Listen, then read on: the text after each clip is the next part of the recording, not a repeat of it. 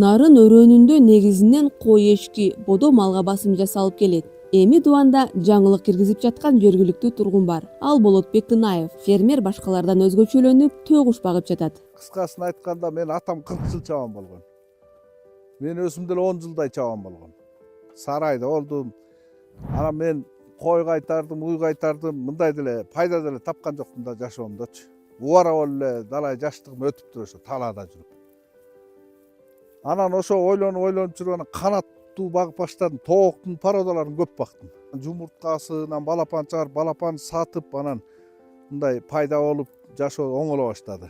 Жазында жана соскантырак алгам 150 000 сом. Анан ошого 708 деген үндүк бар, тяжело вес. Ошонун балапанын алып, чоңойтуп саттык. Ошону 5 000ден күсүндө туш кылып саттык. Породага кызыгып дагы элдер жакшы алат ал үндүктөрдүчү, акчага 6 000 деген живойлорун.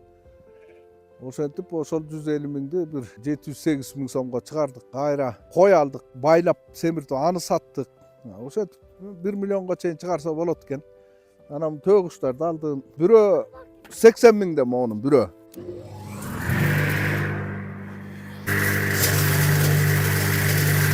Мунун питаниясы мына моуреки беде чөп деле дравилка бар тиги жерде. Тартам майдалап. Мына монтуп берем, жейт.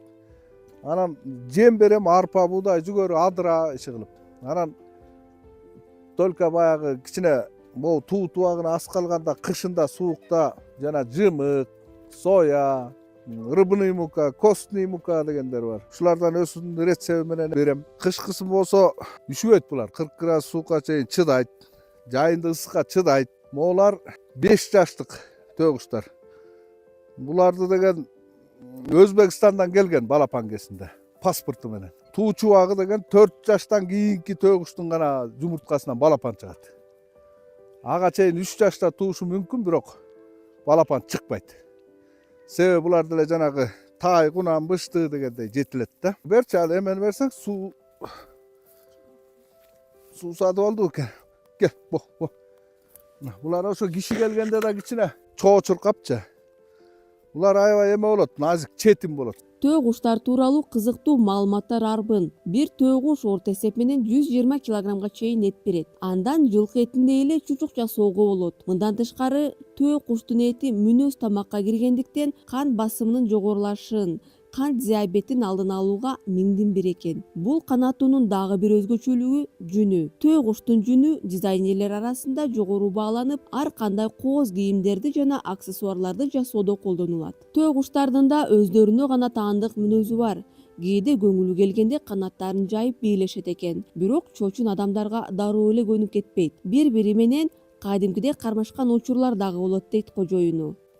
Мына могу кара эркеги кара болот. Ургачылары мондай бос болот. Өзүнүн родинасында, мисалы үчүн жанагы Африкада талаада жүргөндө 70-80 жыл жашайт дейт. Мондай бакмага киргенде 50-60 дейт. Эми аны биздин Кыргызстанда толук 50-60 жыл баккан киши жок. Тууту деген ошол өзүнүн мекенинде бош свободада жүргөндө 70-80 жумуртка туйт дейт. Бир төө куш, бир жайда.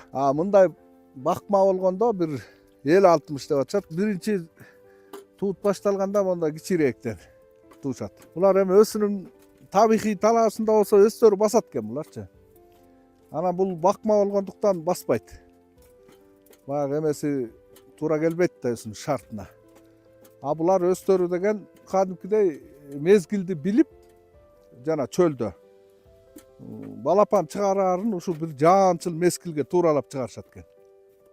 Анткени чөлдө тиги чөп куурап калат экен да. Анан балапан чыкканда жаан жааса, жашыл жаңы чөптөр чыгып ошонун менен жашап кетет экен. Ал мезгилге туш келбесе балапандар ачка кырылып өлүп калат экен баарычы. Булардыкын болсо инкубаторго чыгарыш керек. Мына бул жумурткалардын могу жерде могу ачык болот, воздушун дем алат. Мындайынан салынат мына буга. Анан инкубатордо мындай автомат инкубатор, ал өзү мезгилде 2 саатка койсоң чайкап турат мынтип. Өзүнүн функциялары бар да.